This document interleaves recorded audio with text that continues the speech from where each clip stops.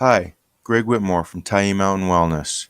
If you're new to my channel, we talk about all things having to do with improving our quality of life through health and fitness. It would mean a lot to me if you would subscribe to my channel. Today, I discuss aging. I also talk about my fear of aging. I go on to talk about the quantity versus quality of life. So I hope you'll enjoy this video. Let's get right to it. Hi, Greg Whitmore, Tiny Mountain Wellness. If you're new to my channel, Tiny Mountain Wellness is all about sharing health and wellness information. And by sharing, I mean I give you information and hopefully you share information with me because I know I can learn from you. Now in an earlier video I told you that I'm an athletic director, and today we had a baseball and softball doubleheader scheduled, but due to the rain, those were canceled, so what better to do than come to my classroom and shoot a video. Now the good thing is I'm in my natural domain, in a classroom in front of my whiteboard. The only difference is I'm used to having 15 or 20 ninth grade students staring back at me. Instead, I'm talking to a camera with millions of you, well, or 4, watching my video today. So that's a little bit different. But today you're going to learn a little bit more about my why. Again, I had that in an earlier video that I'll link to in the description. But I want to share health information beyond the classroom. Okay, and my ninth graders, I love teaching health to my ninth graders, and they're excited and they're interested in a lot of the information we talk about when we talk about drugs and alcohol and tobacco and vaping and teen suicide and anorexia and infectious disease and sexual education. Okay, those are pretty relevant discussions and they're pretty motivated to learn, but today we're going to talk about a subject that they're not too excited about. Today's subject is quantity of life versus quality of life. And I think you're going to learn through this a little bit more about me and why I'm so passionate about health and why I want to share information with you, why I want to become healthier myself, and so forth. So let's get after it.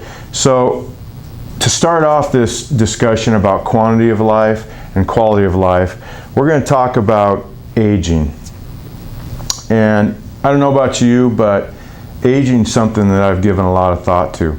And it's really generally not anything I'm too excited about thinking about, but I think it's necessary. I go back to maybe my late 20s, and if you would have asked me what my greatest fear was, I'd say it was the fear of aging. And it shouldn't really be something that's scary. I guess more precisely, my fear would be to not age with grace, or to age in a way that I deteriorate faster than I should. But that's what I would have answered, and I guess today it's still a big concern of mine, is how we age, and I think it's probably a concern of yours. So to start this discussion about aging, let's talk about quantity of life, or lifespan. Now, the scary thing is, I'm 55 years old. The average lifespan in the United States anyway for a male is 76. The average lifespan, if you combine males and females, is 78.7.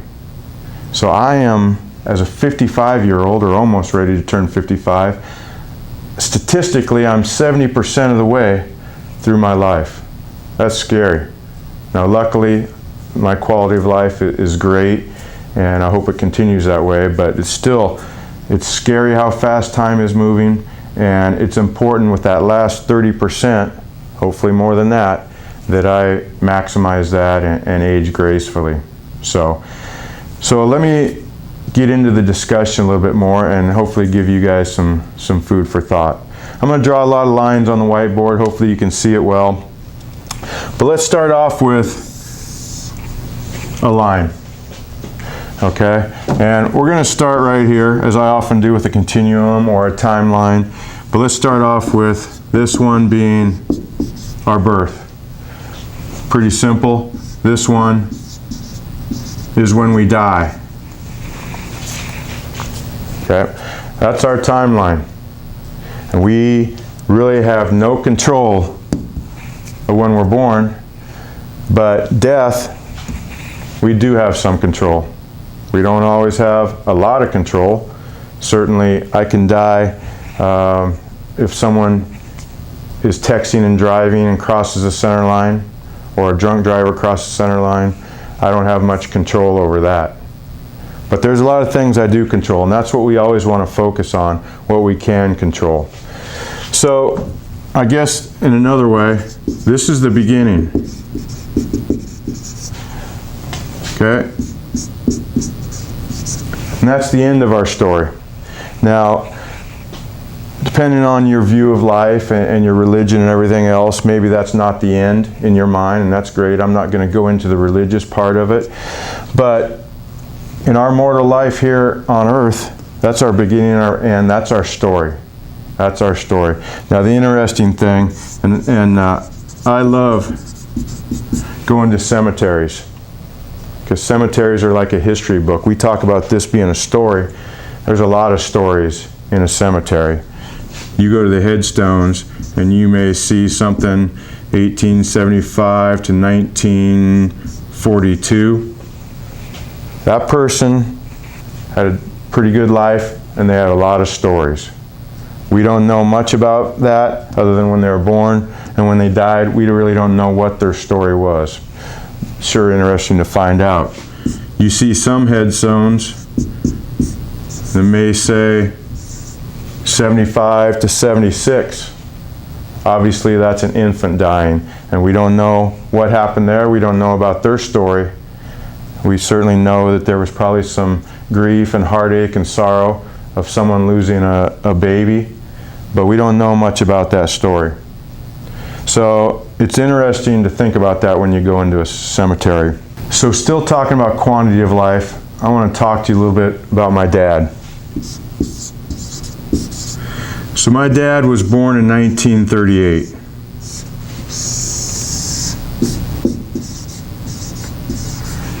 Tragically, his life was ended in a car accident in 1999.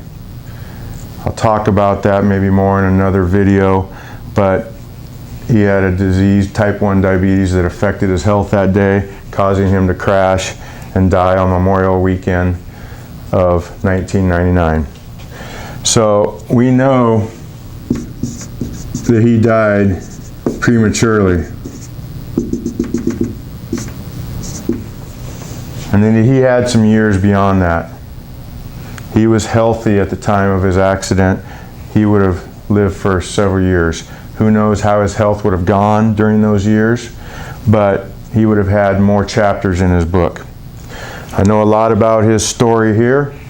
Don't know a lot about all the experiences he would have had, but I know on some of the things he missed out. He missed out a lot on his story, and that's sad, and we don't want to ever let that happen if we can. We don't want that premature death. But I'll focus on that a little bit later. Talking about me. 1964 was when I was born.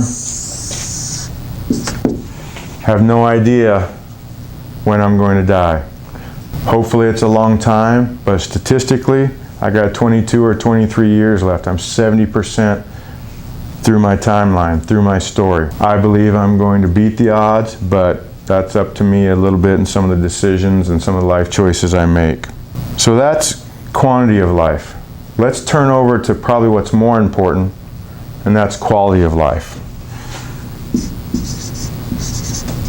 Now on my dad's headstone, it reads 1938 to 1999. And of course, maybe many of you have heard the saying that it's all about the dash. It's all about what happens in between that birth and that death that really matters. And that's true. That's what we're talking about. This timeline is that dash. This timeline is that aging process. And we want that dash to be as great as it possibly can be. And we do a lot of things, probably, so it's not as great as it could be. So let's talk more about the dash. Let's talk more about quality of life. Now, looking at my dad, his quality of life up until the day he died was really good.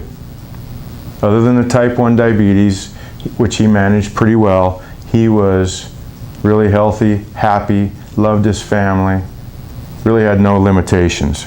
Looking at me, 1964, here we are at 2019.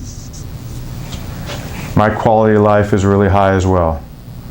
And while I know I want to extend this out, my quantity of life, what's most important to me is that I extend this quality of life. I want this quality of life number to be as close to the quantity of life as possible. So that's really what my channel is going to focus on, and it's really what the information that I provide, and it's really what I'm passionate about, finding ways that I make sure that I do everything within my power to make sure my quality of life gets as close to my quantity of life as possible. So I hope this discussion inspires you to think about quantity and quality of life. Certainly, we want to extend that quantity of life. We want to extend that day that we die. We don't want to die prematurely. But more importantly, focus on the quality of life. Focus on the dash. And do all you can, everything within your power, to make sure that aging process is slowed down and the quality of life is as high as it can be.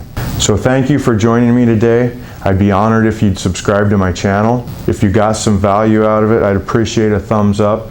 And if you'd like, click that bell notification and it'll let you know when I put out new videos. Hopefully it won't just be on rainy days when I have to cancel softball and baseball, but more of a regular schedule. Anyway, I'll see you on the next video.